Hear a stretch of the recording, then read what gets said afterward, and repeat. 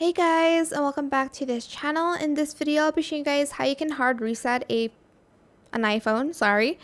So to hard reset an iPhone, you're just going to press volume up once, volume down once, and you're going to press the power button. And you're just going to keep pressing it because, for instance, you can't select this like power button to slide. Then it's going to just reset your phone. As you can see, it just turned off. And it's going to turn on again, hopefully.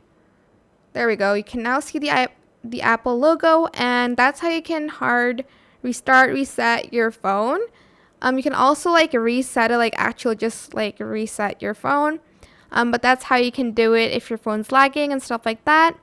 I hope it was helpful for you guys. Don't forget to like, comment, share. Also subscribe to this channel if you haven't done that already. If you have any more questions about this video, leave it in the comment section down below. I'll try my best to answer them all for you guys. If you found this video helpful, please click the thanks button as well. That is it for today's video. Thank you so much for watching. Bye.